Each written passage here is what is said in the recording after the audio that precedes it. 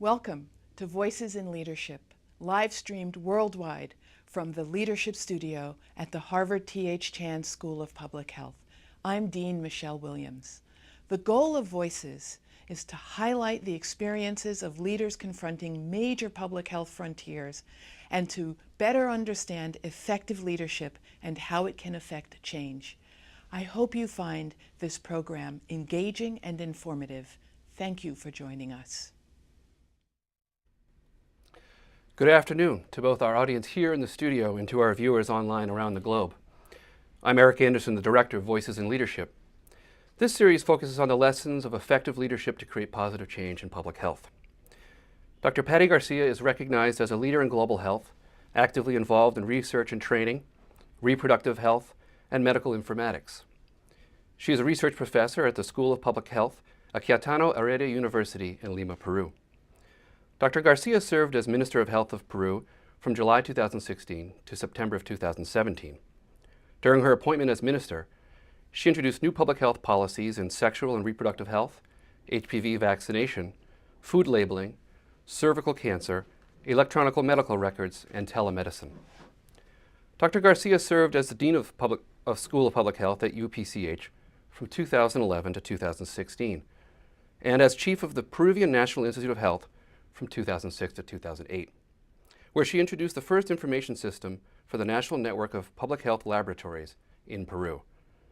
She has recently been appointed as a member of the United States National Academy of Medicine, the first Peruvian to earn such a distinction. We are very pleased that Dr. Garcia is serving as a Menschel Senior Leadership Fellow with us this fall, teaching a course on leadership development in global health. Before I turn this discussion over to our moderator, Dr. Rifat Atun, please join me as we welcome Dr. Patricia Garcia to the Voices in Leadership series here at the Harvard T.H. Chan School of Public Health. Thank you.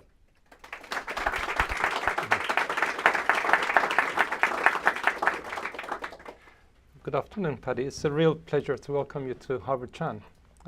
You've had an incredible journey as a leader. In this remarkable journey, what were the most memorable steps? Well, first of all, I'm very happy to be here. You know, when I think back, it was not in my plans at all, in my plans for my life to be a minister. Okay? I think you don't plan what you want to be as a position, but what you do is you should know what you really want to do in general. And one of the things that I remember since I was little, is that every time I would see something, I would like to try to make it better. So if you ask me about what are the kind of things in my life that really probably shape my life really, I could start probably from the time where I made the decision to become a doctor. I was about 5 years old, and I really got very, very sick. I was very, very sick. Doctors didn't know what I had. They thought that it could be a lymphoma. And actually it then ended up being brucellosis, a disease that at that point was very prevalent in Peru. And, but I stayed like 4 months or 5 months in the hospital and then other months at home. But I had all these doctors that really make me feel good. So I really decided at that point that I wanted to be a doctor to make other people feel good. And actually, I have been the first one in my family with a university degree. There were no doctors around. So from there, I think another very important moment in my life was when I decided to come to the States for, actually, it was not for better training. What happened is that my father had lung cancer, and I was looking for a better treatment for him. But a professor of the university told me that a good way to do it was to try to apply for a residency and ask if I could bring my father here. So I was very lucky. I was able to apply for the residency. I got a position, but my father died before coming here.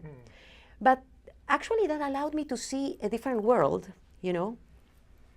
Another important point was when, and at that point, I was still wanted to be a good clinician and a good doctor. I wanted to be a hero there, okay, just as a doctor. until I met a person who has been very important for me, who is a mentor. I think mentors are quite important in your life. This mentor, Dr. Kim Holmes, who is an expert in sexually transmitted diseases, he's the one who really introduced me into research and public health, and eventually global health. And one of the things that he told me is, you know, public health is quite important because with one action, you can change the life of thousands of people. And I started there. I trained at the University of Washington, but always with the idea of coming back to my country, because that is something that we all have to do. I think we have to, for the people that are, I mean, foreigners maybe training here, I think you have to take the chance and go back to your country and do something for it. So I came back to my country and started working. I had the opportunity of working at the national program of STDs and HIV. And together with my husband and another friend, so we were several people coming from the University of Washington, we developed several things. The surveillance system for the nation that still works, okay? All the guidelines. I was the chief of the comprehensive care for HIV and STDs, and we started to create these networks. And for the first time, I realized that the things that I learned at the University of Washington could be placed into policies. And that was right the point in which the HIV epidemic was starting in Peru.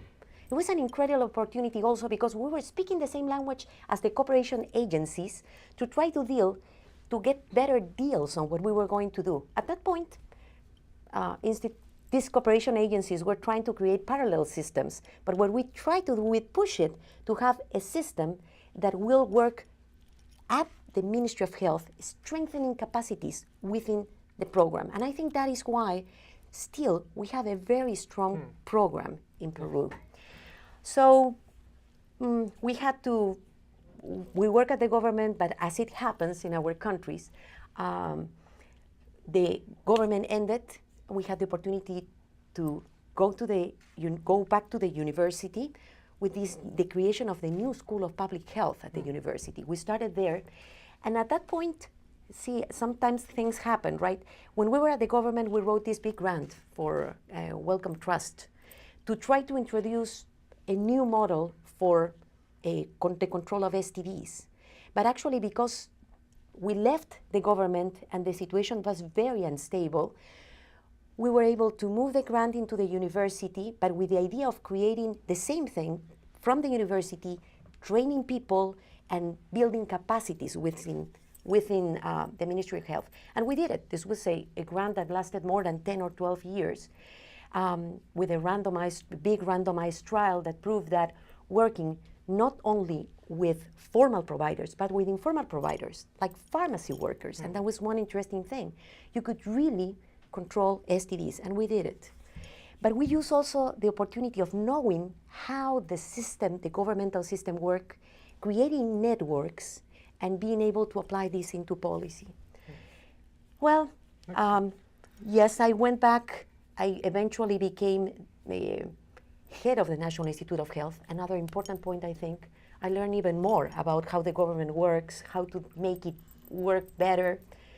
Went back to be Dean of the School of Public Health and push for training. And eventually, well, one very important point has been this opportunity of becoming Minister of Health. I have to tell you that I'm very proud that I doubled the average time of a Minister of Health. Oh. It's hard because you have to try to do things in such a short time. Try to find those things that you can do right, like the low-hanging fruits, but try to build the roots for whatever will come next. And now that I'm back at the university, what I'm trying to do is I'm trying to catch those things that had been left there and try to see how can I continue them at the university. Yes. So it seems like a very exciting journey shaped by a number of critical events in your life. But I think what's very exciting, it seems, is that you've been able to combine research, implementation, and policy, and you've been able to operate, and you're still operating at this exciting interface. And you mentioned the word hero, and heroes always leave legacies. What were your legacies as the minister or as a leader? Well, I would like to think that being a minister has been only one little piece of my life. So I would like to tell you about the legacy of what I think are the legacy of all my life, okay? So the first thing is people, my students. I think that's one of the most important legacies that anybody can have, and that's the advantage of working within a university environment. I have had the opportunity of training different levels of students, and when I was a minister, one of the most interesting and important things and exciting things was to go to a place and say like, hey doctor, I have been your student. And then some of them were master students. How are you doing with your thesis was like the answer, right? And I was like, yeah, well, we'll continue. Yeah, because you have to finish, right? Or there were things like, oh, remember, I worked with you at the Wellcome Trust, the Wellcome Trust program, or this Wellcome Trust grant. So I had people all around that in some way were touched, not only by me, by the team, because the kind of things that we have done, it's not only me. I mean, it has been a team of people that have been working together. So that's what I think the people that are touched by what the kind of things that you do, or by my training, or by students, are the most important thing. The other legacy, I think, has to do with the research that we have been doing, and this opportunity of moving research into policy. We have been able to introduce, for example, point-of-care testing in the country with the rapid syphilis test, which was a study that we started to try to prove that such a test could be implemented, and now is policy in the country.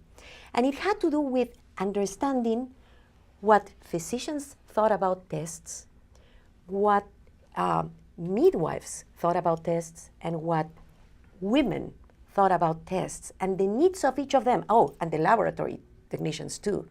And to try to see how to really sell them the idea, the ownership of something new that could really change things and make them better. The other thing that I would consider a legacy is the introduction of medical informatics in the country.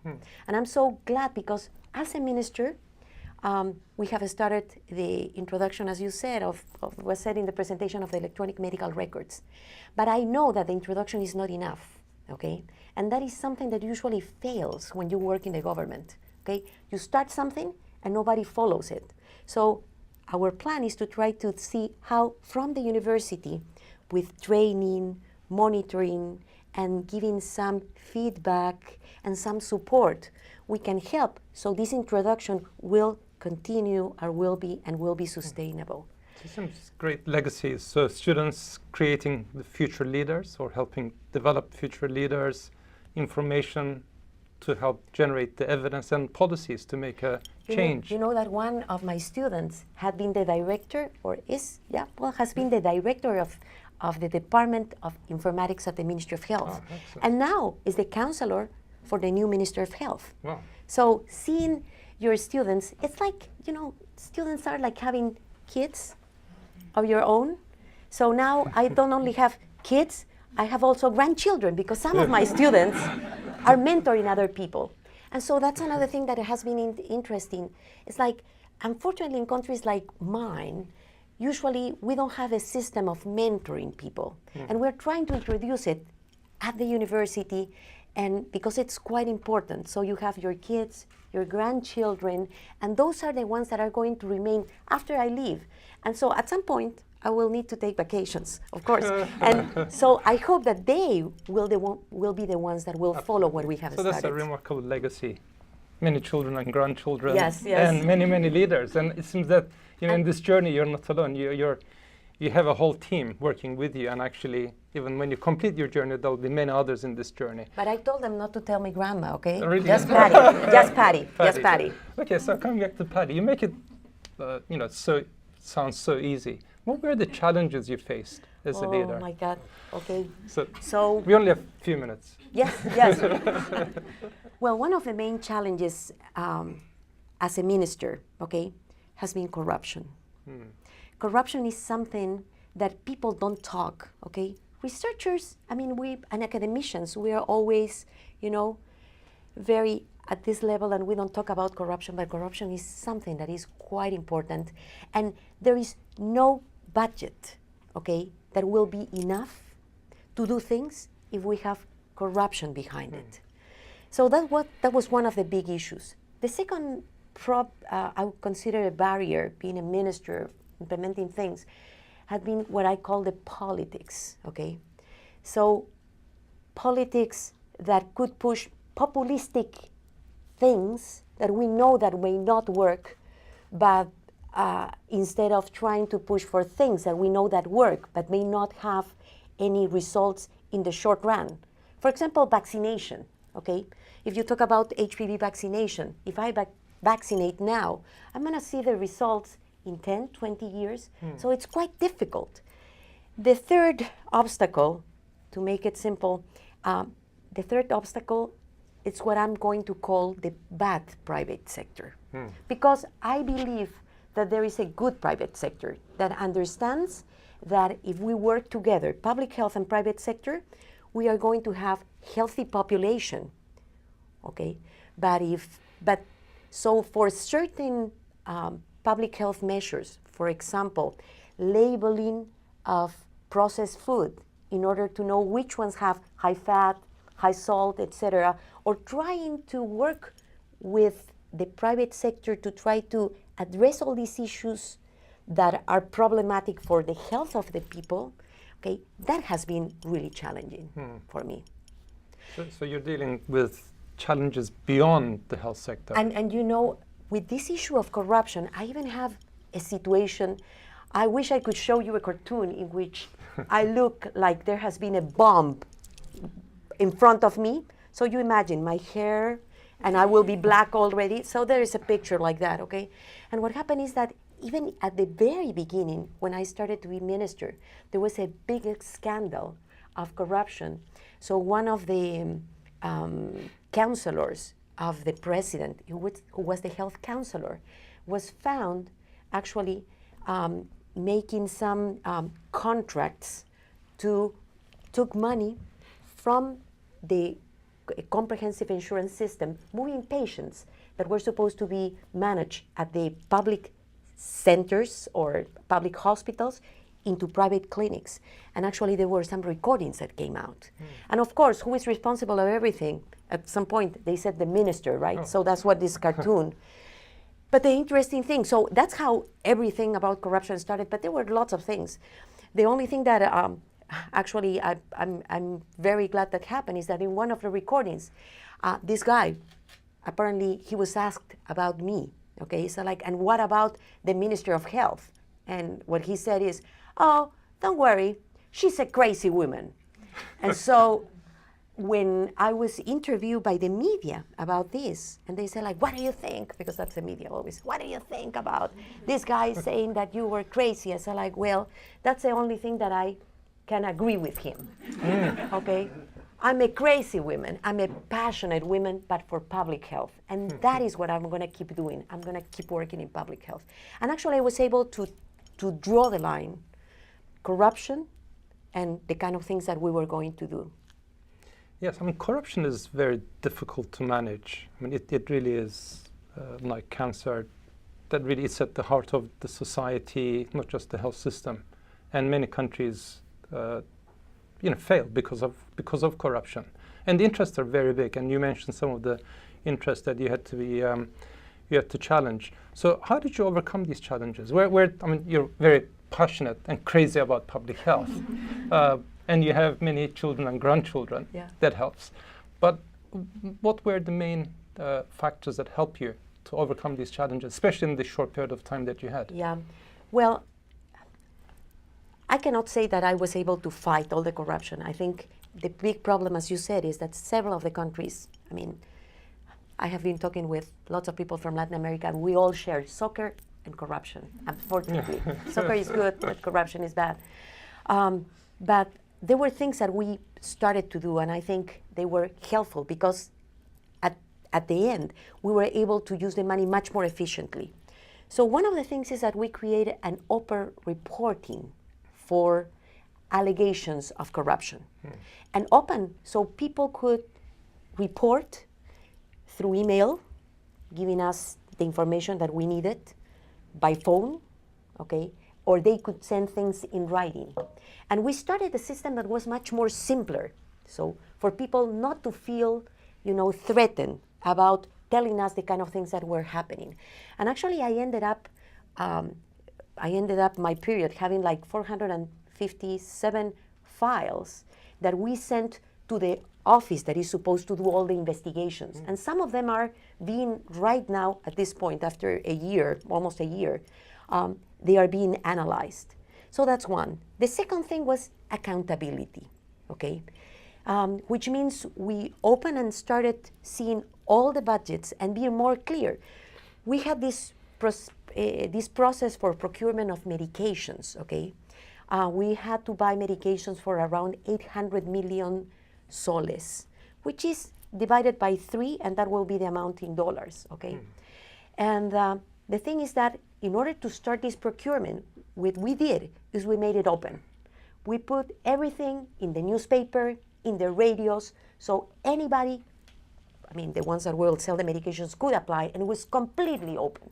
And actually, we were able to save 10% of the budget, 10%. And when I was asking, because I was interested, okay? So I asked the people that were selling all these companies, the medications, I'm like, how come the prices were 10% lower than years before in UK? And you know what they told me, but in confidence, okay? In low voice, they said, well, that's kind of the expenses that sometimes we have in order for the system to work, okay? So accountability, it's another thing. But if you ask me, I think we still need to work, and maybe even us as researchers, academicians, people that work in health systems, we need to think about ways in which corruption can be really managed. You know that there is a systematic review, Cochrane review, about actions or that could help for corruption. Did you know that there is a Cochrane review? Yeah, but finally what they said is that nobody is very clear what works, except for having the rules that are clear and punished when you find that something is wrong. And that is something also that I think in our countries needs to be improved and simplified. I think bureaucracy is a way, when things are too complicated, that's where corruption can be hiding, you know? Yes, so it seems transparency, openness, accountability, as well as rule of law. So Absolutely. So nothing should go without impunity.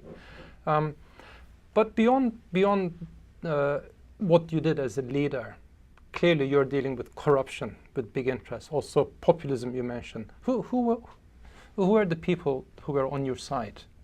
Well, who did you draw strength from? Well, that's one thing that is important. I think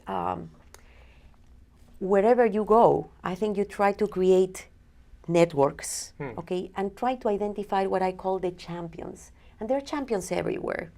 So I was able, and this is not something that you create just when you need it. It's something that you should be nurturing from the starting of your career. And that's something that I learned and I did, and it worked.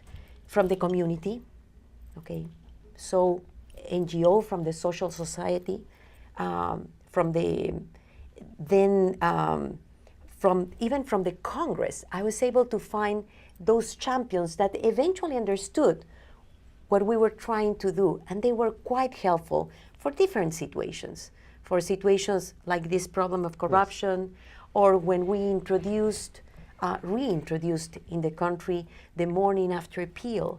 So I have all the backup of the civil society, really, of all the women that we had been working before together and knew that this was something that was important. So some of the fight was done by them. Or, as I said, in the Congress, with certain things that it takes time, okay? It takes time because you have some people there, they really want to do good things, but sometimes they don't understand why. Vaccinating is good, preventing cervical cancer is good, or having better labeling in food, or telling people what they should be eating is the right thing to do. Yes, so it seems great that, you mentioned one of your legacies was investing in people, students, your children and grandchildren, who then helped you to develop other legacies through these networks and through the support. But there are others that you don't really have to nurture that long to call it a student, but could be identifying this champion. You know what I learned is that sometimes the people that are more against you can go into the other side. So from the dark side to the to the clear side, From right? the dark side of Yeah. the moon to Yeah, and because usually the people that are very dark are also very passionate. So you just need to turn them on your side. So identifying those people, it's quite important. Requires time. So that's one thing. Okay. One thing that I learned is that you have to be patient. Nothing can be done in a short time. Yes. If you want something to stay, and that is very important this is something that the funders should know also, right? Because funders are always asking you to make everything scalable and sustainable, etc. But for that you need time, and you need to create ownership. And this ownership, and to create ownership, not only takes time, but to identify the right people that could be the ones that are transformed by what you're doing. Yes. So, and they want everything scaled up by tomorrow. Yes. Yeah. Very quickly. So that's Yes. a message, guys. Yes. So we have to let them understand that things take time, okay? And that you have to build things. Yes. So it seems that your networks, as well as investing in NGOs, civil society, but also these champions, especially those who could change sides and move from the dark side to the brighter side, as well as those involved in politics, help to address these challenges with you as part of a broader movement. And when you did all of this, what are the important lessons that you learned as a leader? What would you advise our current and future leaders among the Harvard Chan community and beyond, of course? Well, the first thing is, every single thing that you do in your life, will teach you something. So take the time to go back and think, what did I do wrong? What did I do right? And then that lesson, take it with you, because it will help you for the next step. So I learned in my life that every single thing that I did really took me to where I am. And I know that even what I'm doing here in Harvard is going to help me to do things better later on. So that's one. And always reflect on the things that you're doing. The second thing is, as I said, identify champions. Things cannot be done alone, okay? So you need two types of help. One, the help of the champions, and the second, try to work in team. Teamwork is quite important. Third, don't be impatient, okay? Things take time. Things take time. So it's like nurturing a little plant. When you put a seed, things will grow, and eventually you will have what you need. But you need to be there. And the other thing is that if you want something to really, everybody's talking about research into policy, right? So it's not enough to do the research and write your papers. And everybody complains, for example, and I'm going to talk now with the other hat, the hat of the researchers, are like, oh, those policymakers don't understand the research.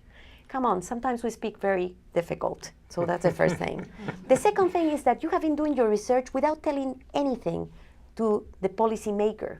So if you want them to really buy on what you are doing, they have to be part from the very beginning. When you're designing it, okay, when you are planning to do it, so you can get their information. That means building ownership. And then everything is going to go well. And believe it or not, they will feel that it's theirs. One of the things that happened to us is that when we were introducing the point of care test, the syphilis test, we work from the very beginning with the governmental local agencies, with the midwives, with the physicians, etc. When everything was there, one day I received a call and said, there is going to be this ceremony because the introduction of the rapid syphilis test is going to get an award. There is an NGO that gives awards once a year to what they call the good practices in the government. And I said, I didn't know that. So I went there, and actually the local government presented the experience because they felt that it was their own experience. My team was really upset because they said, why they didn't tell us? And I said, they didn't need to tell us. Okay, this was our project, but this was for them, their achievement. And so that's ownership. So I think those are the things that we need to learn. If you want something to really be sustainable, build ownership, get all these champions, work in team, take time, and learn from things that go wrong. Of course, learn from the things that go well too. Yeah, so I can sort of visualize a reflective leader thinking about what's happened, what was right, what went wrong, identifying champions, working with teams, communicating, but also engaging to create ownership. But it seems that you've had a really quite a remarkable journey with great legacies, many challenges, and with many, many grandchildren and children and many leaders. Would you do it all over again? Definitely.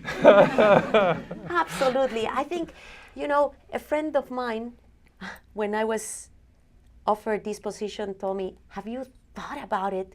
Because the political situation was that we had a very weak government with a lot of opposition in the Congress. And I have to tell you, I had a very hard time. I had to go twice a week to the Congress to explain everything. But it was worth it. It was worth it because what you can do in such a position, it's incredible. And as I said, in public health and in global health, one thing that you do can touch the life of thousands of people. So I will do it again, just in case. And I think that's the privilege of being a leader. And please join me in thanking our public health hero, Patricia García. Thank you. Thank you.